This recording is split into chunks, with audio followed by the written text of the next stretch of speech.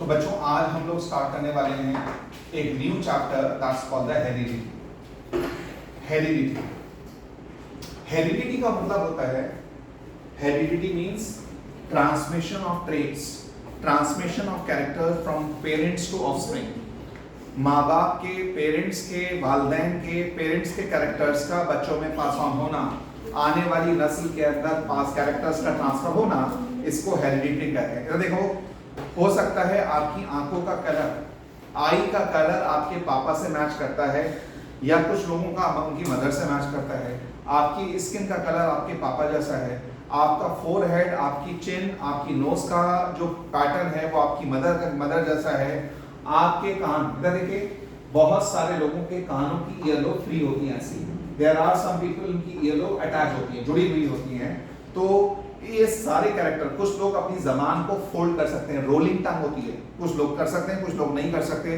कुछ लोगों की यहाँ पे विडो स्पीक होती है, कुछ लोगों के थंब का पैटर्न अलग होता है, कुछ लोगों की हाइट ज्यादा होती है। जो भी फीचर, जो भी कैरेक्टरिस्टिक आपके अंदर और मेरे अंदर, हम सब के अंदर, हमारे पेरेंट्स के आते हैं, तो इस फिनोमिना को हेरिडिटी कहा जाता है। Transmission of characters, transmission of traits from parents to offspring. माँ बाप के कैरेक्टर्स, पेरेंट्स के कैरेक्टर्स का बच्चों में आने वाली नस्ल के अंदर पास ऑन होने को हेरिडिटी कहा जाता है। बच्चों की जो हेरिडिटी है, इसका जो बेसिस है, आज हमें मालूम है कि हेरिडिटी जो आपके अंदर कैरेक्टर्स पास ऑन होते हैं, आपके फादर के, आपके मदर के जो कैरेक्टर्स आपके अंदर, आपके दादा दादी, आपके नाना नानी के जो कैरेक्टर्स आपके अंदर आए हैं, वो एक चीज होती है जीन्स की वजह से है।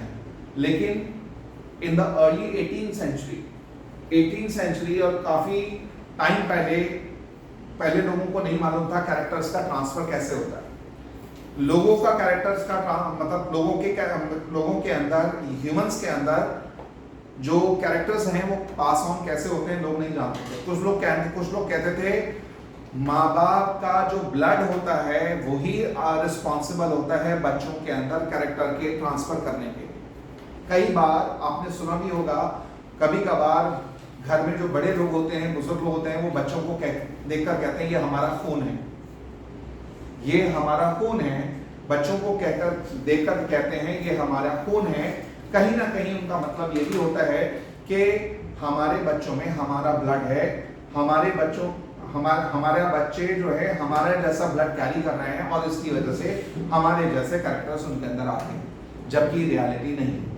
अपार्ट फ्रॉम दैट, कुछ लोग कहते थे, कुछ लोगों का मानना था कि माँ बाप के कैरेक्टर बच्चों में पास ऑन होते हैं स्पोर्ट्स के थ्रू, कुछ लोग कहते थे जन्यूल्स के थ्रू, कुछ लोग कहते थे सीमेन, फादर के सीमेन के थ्रू, कुछ लोग कहते थे प्रोटीन के थ्रू। अलग अलग सबकी अपनी अपनी हाइपोथेसिस थी, लोगों को नहीं मालूम था कैरेक्टर कैसे पास ऑन होते हैं। इनफैक्ट लोग ना इस कॉन्सेप्ट पे बिलीव करते थे बहुत ज्यादा। इसका नाम क्या है? क्या? इसका नाम है ब्लेंडिंग। ब्लेंडिंग मतलब होता है मिक्स हो जाना। कैरेक्टर की मिक्सिंग को ब्लेंडिंग कहते हैं। मतलब ये, अगर आपके पास एक ब्लैक कलर का बुलेट और एक व्हाइट काव की आप मीटिंग कराते हो, ब्लैक बुल और व्हाइट काव की अगर आपस में मीटिंग होती है, तो लोग ये समझते थे, लोग ये मानते थे, लोग ये एक्सपेक्ट करते थे कि उनकी आने वाली जो नस्ल होगी उनमें आधी बॉडी का कलर, बच्चों का, उनके ऑफस्प्रिंग का हाफ बॉडी का कलर ब्लैक होगा और हाफ व्हाइट होगा। इसी तरह से अगर एक टॉल प्लांट आपके पास है और एक छोटा हाइट का प्लांट है, डॉल प्लांट है, टॉल और डॉल प्लांट को आपस में आप क्रॉस कराते हैं, तो आने वाली जनरेशन के जो प्लांट आएगा, लोग एक्सपेक्ट करते थे कि ना तो वो टॉल हाइट का होगा, ना वो छोटी हाइट का होगा, कहीं ना कहीं इंटरमीडिएट हाइट का प्लांट होगा, कहीं ना कहीं वो इंटरमीडिएट हाइट का प्लांट होगा। ऐसा लोग समझते थे, ऐसा लोग मानते थे। सो इंटरमीडिएट हाइट का प्लांट होगा, ऐसा लोग एक्सपेक्ट करते थे। लेकिन इसी तरह से अगर एक ब्लैक पर्सन है, कोई नीग्रो पर्सन है, उनकी मैरिज, अगर एक ब्लैक नीग्रो पर्सन है, उनकी मैरिज एक ऐसी लेडी के साथ होती है जिनका कॉम्प्लेक्शन बहुत ज्यादा फेयर है, बिल्कुल व्हाइट एक लेडी है, बहुत ज्यादा फेयर कॉम्प्लेक्शन वाली लेडी है, उनको कहते हैं एल्बिनो, ALBINO। एल्बिनो लेडी की शादी एक ऐसे मेल से हुई जिनका कलर बिल्कुल डार्क है, ब्लैक कॉम्प्लेक्शन वाले पर्सन की शादी एक व्हाइट कॉम्प्लेक्शन वाली लेडी के साथ होती है, तो लोग एक्सपेक्ट करते थे कि उनके आने वाली जो जनरेशन होगी उसमें कैरेक्टर्स की मिक्सिंग होगी। ब्लैक काउ या ब्लैक बुल और व्हाइट काउ की मेटिंग कराओगे तो आने वाले बच्चों में आधी बॉडी का कलर ब्लैक होगा, हाफ व्हाइट होगा। इस पेरेंट्स की कैरेक्टर्स का बच्चों में मिक्सअप हो जाना क्या कहलाता है? क्या कहलाएगा? ब्लेंडिंग। इसी तरह से अगर आपके पास एक प्लांट है जिसके अंदर रेड कलर के फ्लावर्स आते हैं, लाल कलर के फूल आते हैं, आपने एक और प्लांट के साथ क्रॉस कराया जिसके ऊपर रेड वाले प्लांट जिसमें रेड फ्लावर्स आते हैं, एक दूसरा प्लांट जिसके ऊपर व्हाइट कलर के फ्लावर्स आते हैं, तो लोग एक्सपेक्ट करते थे कि अगर आप इन दोनों को क्रॉस कराओगे आने वाली जनरेशन के अंदर जो प्लांट आएगा वो उसमें पिंक कलर के फूल आएंगे, पिंक कलर। अगर आपके पास एक रेड कलर का प्लांट है जिसपे रेड फ्लावर्स आते हैं और आपके पास एक दूसरा प्लांट है जिसपे येलो फ्लावर्स आते हैं, लोग एक्सपेक्ट करते हैं आने वाली जनरेशन में जो पौधे आएंगे, जो प्लांट आएगा उसमें फूलों का कलर हो जाएगा ऑरेंज, यानी माँ बाप के कैरेक्टर्स बच्चों में मिक्स हो जाते हैं। इस मिक्सिंग को क्या कहते हैं बच्चों? ब्लेंडिंग। ये ब्लेंडिंग के लोग डील करते थे। अच्छा, इसके बाद मुझे जरा ये बताओ, सब बच्चे ध्यान दो, ये इसका मतलब क्या होता है? What are genes? जीन्स का मतलब होता है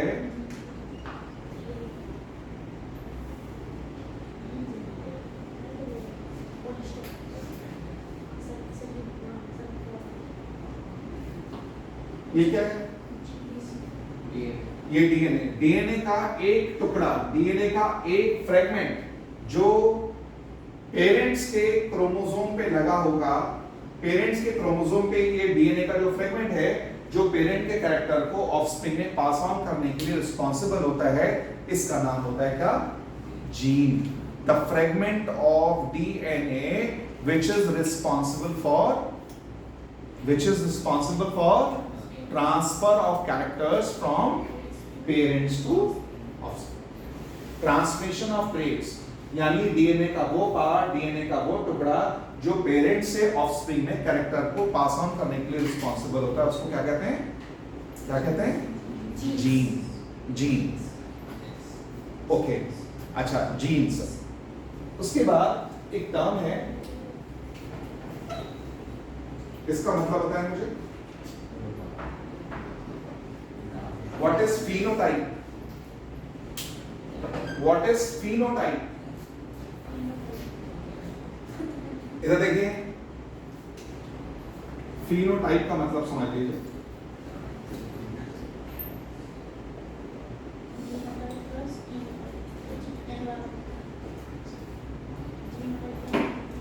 phenotype कहते हैं किसी ऑर्गेनिज्म का एक्सटर्नल अपीयरेंस, किसी भी ऑर्गेनिज्म का जो आउटर अपीयरेंस होता है जो दो चीजों में डिपेंड करता है, उसके जीन्स पर और उसके एनवायरनमेंट पर। लिसन टू मी, फिनोटाइप का मतलब एक्सटर्नल अपीयरेंस, ये दो चीजों पे डिपेंड करता है, उसके जीन्स पर और एनवायरनमेंट पर। किसी ऑर्गेनिज्म के जीन्स और उसके एनवायरनमेंट के इंटरेक्शन के बाद जो रिजल्ट आता है उसको फिनोटाइप। फॉर एग्जांपल, ये दोनों गर्ल्स हैं, ये दोनों बच्चियां हैं, ये मान लो दोनों बहनें जो हैं ये मोनोजाइगोटिक ट्विंस हैं। क्या मतलब? मोनो मतलब इन दोनों का जन्म एक ही जाइगोट से हुआ है, ये दोनों बहनें ट्विंस हैं, मोनोजाइगोटिक ट्विंस हैं, एक ही जाइगोट से दोनों का जन्म हुआ है और इतनी ज्यादा सिमिलर है कि इनके फिंगरप्रिंट्स में भी एग्जैक्ट सेम है। फेस के एक्सप्रेशंस, फेस और बॉडी के फीचर्स, यहां तक के फिंगरप्रिंट इनके सेम। अब ये इधर देखो, इनके जीन से ये एक साथ दोनों बहनें रहती हैं, एनवायरनमेंट से तो इनका फिनोटाइप भी सेम। लेकिन मान लीजिए इनके पेरेंट्स ने कुछ वक्त के बाद दोनों बहनों को अलग कर दिया, एक को कहीं और किसी दूसरे कंट्री में भेज दिया पढ़ने के लिए कुछ सालों के लिए, और एक जो बहन है वो यहीं पे पढ़ रही है। तो कर 10-15 साल दोनों बहनें दोनों ट्विंस हैं, दोनों अलग अलग माहौल में पलेंगी बढ़ेंगी, तो आप देखेंगे इतने सालों बाद जब दोनों बहनों को आप मिलाओगे तो दोनों के भले ही जीन सेम हैं लेकिन एनवायरनमेंट अलग होने की वजह से उनके फिनोटाइप बदल जाएगा। तो फिनोटाइप किसी ऑर्गेनिज्म का एक्सटर्नल अपीयरेंस को कहते हैं। ये दो चीजों पे डिपेंड करता है, उसके जीन्स पर, और अगर कोई ऑर्गेनिज्म, अगर तुमसे कोई पूछे कि किसी ऑर्गेनिज्म का अपीयरेंस हमें चेंज करना है, उसका फिनोटाइप चेंज करना है, तो कैसे कर सकते हैं? एंड उसका या तो एनवायरनमेंट चेंज कर दो या उसका जीनोटाइप बदल दो, यानी उसके जीन्स में चेंज आओ। एक नाम सुना है जेनेटिक इंजीनियरिंग।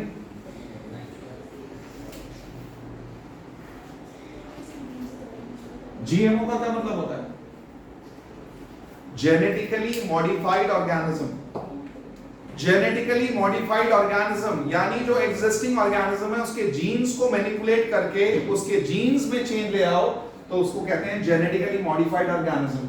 आपने बनाना के दो कलर्स देखे होंगे, आपने बनाना के दो कलर देखे होंगे, येलो देखा होगा या ग्रीन देखा होगा। अब रेड कलर का बनाना भी अवेलेबल है, रेड कलर का बनाना अवेलेबल है, तो उसको हम कहेंगे क्या? Genetically modified. जितने भी प्लांट्स, फ्रूट्स, वेजिटेबल्स के अंदर बिल्कुल हटके ट्रेट्स आए वो जेनेटिकली मॉडिफाइड। यानी अगर किसी ऑर्गेनिज्म का अपीयरेंस आप बदल रहे हैं तो अपीयरेंस बदलने के लिए दो ऑप्शंस हैं, या तो आपके इसका एनवायरनमेंट चेंज कर दीजिए या उसके जीन्स में चेंज ले आइए, तो इसको कहते हैं फिनोटाइप। तो बच्चों हमने जो आज आपको थोड़ा इंट्रोडक्शन दिया है हेरिडिटी का, हेरिडिटी मतलब ट्रांसमिशन ऑफ ट्रेट्स। आने वाले कुछ लेक्चर्स में हम आपको बताने वाले हैं अबाउट कि मेंडल की जेनेटिक्स क्या कहती है और ये ब्लेंडिंग का कॉन्सेप्ट कहां तक सही है। मेंडल ने अपने एक्सपेरिमेंट के लिए कौन सा प्लांट चूज किया था और क्यों चूज किया था, वो आने वाले लेक्चर में हम लोग पढ़ेंगे।